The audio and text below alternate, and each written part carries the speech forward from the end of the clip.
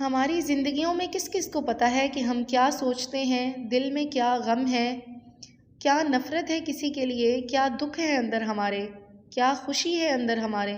اللہ جل جلالہ کیا عظیم ہستی ہے کہ ہمارے دل کی دھڑکن کی آہٹ کو بھی سن سکتا ہے۔ تمہیں نا امیدی تمہارے نفس سے ملتی ہے اور کامیابی رحمان کی عطا سے، جس نے اس دنیا میں تمہارا راز رکھا، تمہارے دل کے راز کی لاج رکھی، وہ تمہیں قیامت میں کیسے مذاق بنا سکتا ہے۔ اس کی محبت ہے اور چاہت ہے کہ ہم ابھی جو بھی سوچتے ہیں بن مانگے ہمیں عطا کر دیا جاتا ہے۔ اگر انسانوں کو ایک دوسرے کے دل کا راز معلوم ہو جائے تو دنیا میں ہنس و مذاق ہی مذہب بن جائے۔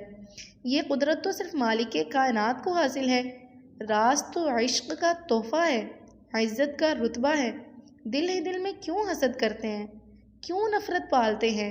دوسروں کی خوشی میں خوش ہونا سیکھیں۔ اہل بیت علیہ السلام دوسروں کے لیے مانگتے تھے، پھر اپنے لیے مانگتے تھے۔ ان کی سنت پر عمل کرو، تمہیں بن مانگے عطا ہوگا۔ یاد رکھو، وہ دل کے ہر راز سے واقف ہے، اور جب تم کسی کو نقصان یا گناہ کا ارادہ کرتے ہو تو اس کی رحمت تمہیں مہلت دیتی ہے، لیکن افسوس تم جلد باز ہو اور گھاٹے میں ہی نفس کو راضی کرنے میں لگے ہوتے ہو۔ لیکن مالک جل جلالہ پھر بھی تمہارے انتظار میں ہمیشہ رہتا ہے۔